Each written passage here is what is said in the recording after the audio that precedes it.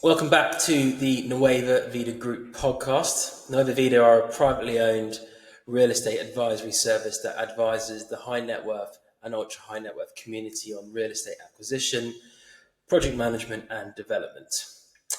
So today we're going to be diving into, I think, is arguably one of our most ambitious developments to date. It's a major transformation of a villa in La Quinta in Marbella, where we've been responsible for everything from the acquisition, concept design to a full project management, interior architecture, and landscaping.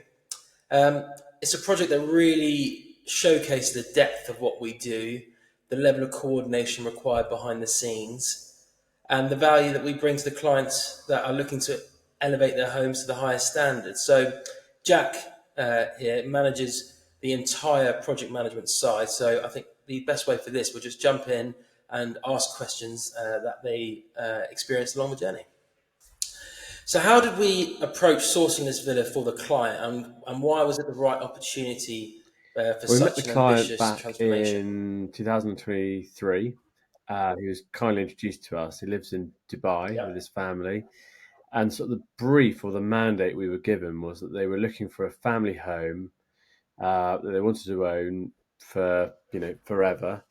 Um, they really wanted a sea view. That was really, really important to them. And it was something they're going to use every year for 2 or 3 months across the summer. Um, and ideally, I think they really wanted it to sort of be quite a traditional style home. So once we started looking at the market, we looked at what's in the market, what we knew that was off market. We sort of arranged a viewing tour.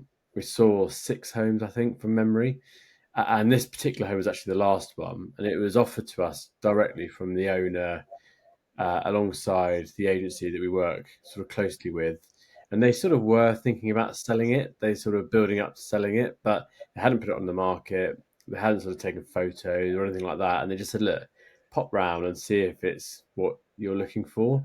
It's quite sort of a common theme for us, isn't it? Because of our networking experience. And so, yeah, we popped round. It was sort of early evening, and they just fell for it. I mean, they just fell in love with it instantly. They sort of got that bond and fell for the home. And actually, the clients sat and enjoyed a cigar and a glass of wine there that evening, just embracing it, really. So, yeah, it was just off market through our network, really rare opportunity, and it sort of ticks all the boxes. So, what was it about this particular villa that kind of caught their eye Actually, and what they beside could the transform house, it there was sort of into? like a walkway and it wasn't really used. And they said, "Look, come down, have a look at the sort of underneath the house." And when we got down there, you sort of instantly saw a lot of pillars and a very sort of low ceiling height. Even I had to sort of crawl under there and have a look, which is obviously rare. And I think instantly we all thought, Yeah. actually, this makes a big difference here. We can sort of double the floor plate size and add in all the extras that they sort of wanted from the home. So I think commercially, creating that extra space would definitely impact the value and increase the value significantly. But on a sort of personal level, it sort of enabled them to actually then have all the other things that they love about their other homes that they have around the world, and sort of bring that to their sort of Spanish home. So, yeah, just going down and seeing it, it's sort of exploring the home properly, knowing the home properly. And as soon as we saw it, I think we all sort of agreed we've got to try and unlock that opportunity for them, really.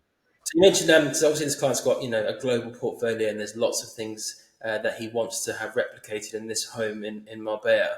What was the Well, I think client's once we initial vision realised we for could this one? increase the footprint, and we basically doubled the footprint by adding another 650 square meters of space, we were able to create, a gym, a state of the art gym as well. What they really want: spa, so sauna, steam room, massage room. They've got a large family. That's the most important thing I think to these clients. So we created a huge entertainment space, which is going to have cinema screen. It's going to have a bar. It's going to be a really usable entertainment space. We're also going to have a wine bodega down there, a cigar room down there. So it was able to create all those spaces within that space. And then the other things that they really wanted, which we saw, was there was room to have a professional chef's kitchen, which is a rare request for us, isn't it? I think at this level. And what we have created is, a very professional, super high end, restaurant level professional kitchen. And then outside, whilst the gardens were beautiful and sort of traditional and Spanish, we then were also able to create a proper outdoor kitchen and bar and entertainment space. So it's got a pergola, still maximising the views, but they were able to then have, an outdoor grill, outdoor wine fridges, covered dining area. So it's a proper entertainment home. I mean, that's one of the big things at the heart of this house. So, for listeners who have no idea what creating a 650 square meter basement beneath an existing home, I think the what first what does that thing we actually really had to, involve? once we sort of got that vision, is go away and sort of do extensive surveys to actually check that vision is viable. And sort of the biggest request from the client was Yeah. that they wanted that home, regardless. It ticked all the boxes. So they wanted to protect the structural integrity of the existing home at all costs. And so that was a huge part, was sort of really testing, seeing what materials is down there. There's a lot of dirt. There's about 3,500 tons of dirt to remove. You don't, until you start removing it, you don't really know what's under there. And that's a big point. It takes a long time to remove that sort of dirt. How you remove that dirt, where does it go to get out? It takes a lot to sort of work all that out. And then obviously, we've got to then increase what is existing in terms of support and structural support, and that's through sort of piling, but also do additional. So once you can remove certain elements, but you've got to dig down even further. But it's just all about protecting that sort of structural integrity, which we did a lot of. And then the obvious one with being a basement is waterproofing. In Spain, which is a good example, is it doesn't get tested that Yeah. often, but when it does, it's normally a lot of water, and so making sure it's waterproof. That those sort of elements are the most important parts. How did we coordinate the architects, the engineer, the MEP teams, and all the various specialist consultants to ensure every phase, I suppose, aligned with the Yeah, I mean, program, which is the most critical part? anything to do with construction and development in a foreign country from one you're used to being in comes with quite a lot of complexities, and it's very difficult to navigate. And a lot of projects overrun, a lot of projects that don't need to cost more.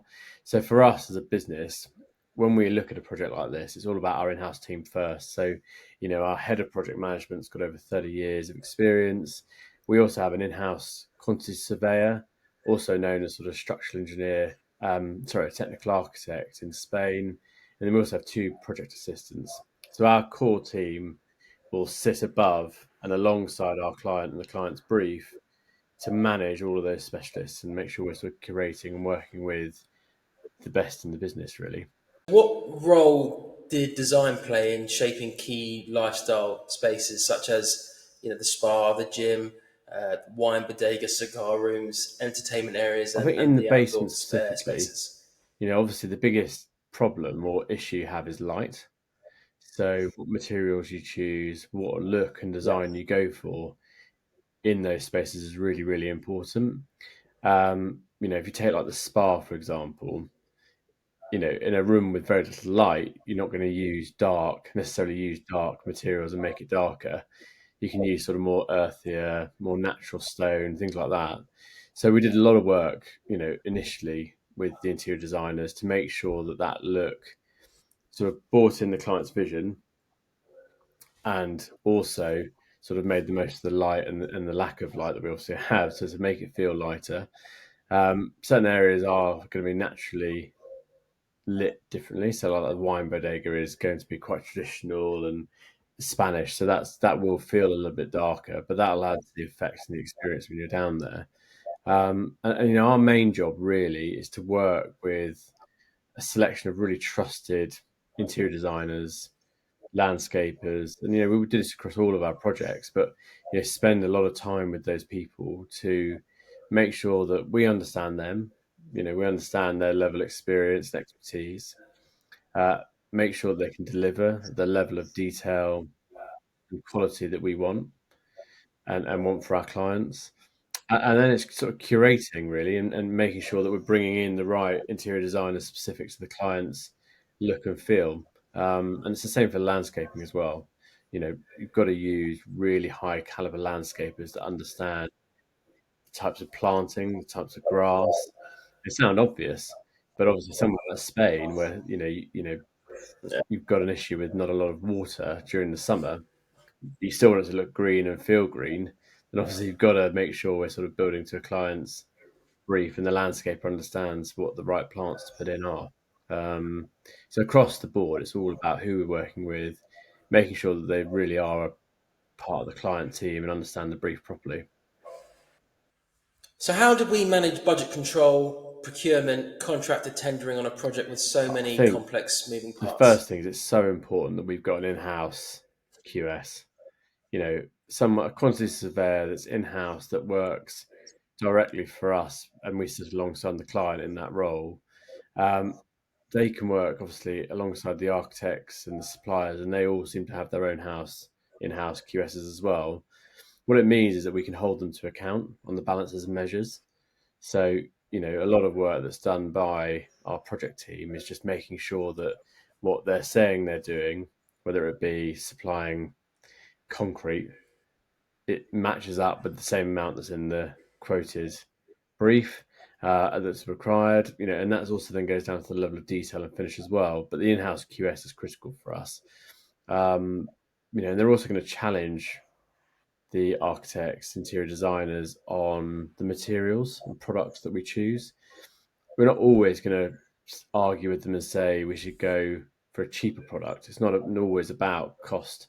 There is cost saving to be found, but it's also about quality and materials and choice of materials. So, a big thing for us is really that in-house QS, working alongside all the suppliers, protecting the client's best interests, whether that be cost, timeline, or material choices. Can you share some examples of where our daily on site oversight prevented issues or, I suppose, Yeah, I added think for us as significant a value for the business, it's client? so important that our team are there, or a member of our team are there daily. And I think, depending on the size of project, for something as significant as this, we'll have someone there every single day. The best example, I'll be honest, is that our client decided that, what they'd really like is to use the home for the summer. Uh, it wasn't livable. The house itself was absolutely fine. It was fully protected, but all around it was sort of construction chaos. And I think that's the best example of where we've, worked hard and had the benefit of having someone on site. So I'll give you some examples. Is that things like the landscaping is a really good example. We had about a week once the basement team had exited the site to lay new grass, new um, tiles, new planting, and really sort of get it looking presentable for the client. And I think having our team there, we're able to sort of manage that transition of the on-site team working in the basement to finish what they needed to finish, get it to a significantly advanced level. So for example, we finished off the restaurant level kitchen and the staff accommodation, and then blocked off the entertainment space, the spa, the wine bodega. That was quite a big job. But to get all that done, and then obviously our landscape team would then come in and overlap slightly and do all of the garden and get the garden presentable as well as finish the pergola. So, having someone there on site to manage that is really critical. And then I think other areas on that is that testing the existing house. So this is where sort of our role extends beyond just project management. Is that when you do a lot of work on an existing property, whether it be water, electrics, and you're doing work obviously in the basement, you're also going to affect the house above. So our on-site team, in the advance of the client arriving and the end of phase one, they were able to go and test all of the elements of the house, turn on the taps, test the hot water, make sure that if you've got a toilet being used in one part of the house and the water in the restaurant kitchen being used at exactly the same time, if that wasn't working, our project assistant was able to bring in the right expertise to go and fix that problem. And that sort of made a massive difference, I believe, when the client arrived. It was tight. It was a tough sort of timeline, but we did do it. And I mean, I was personally blown away. I remember going 2 weeks before and actually calling the client just to say, look, I really want to give you honest heads up that it's not looking in the shape that we'd be happy to hand it over. and there's a lot of work done over the next 2 weeks. Is Yeah. there an alternative? I didn't want to do that. I wanted to deliver, but the client then said, no, I really want to use it. And actually, they're very accommodating. They sort of understood how hard we were working to get it done for them. And even when they arrived, there were still people on site, not to a massive extent or an inconvenient extent, but there were people still on site. And I think that timeline was hard to do, but without having someone on site constantly, keeping an eye on every contractor on site, talking about some days, 50, 60 people on site, big numbers of people, and having someone there was critical. Really, that's probably the best example. I think it's a good opportunity to leave it there. We'll definitely do another podcast on this when we complete phase two, which I believe is due to early 2026. So once that's done, we'll continue this podcast. So I hope that was insightful.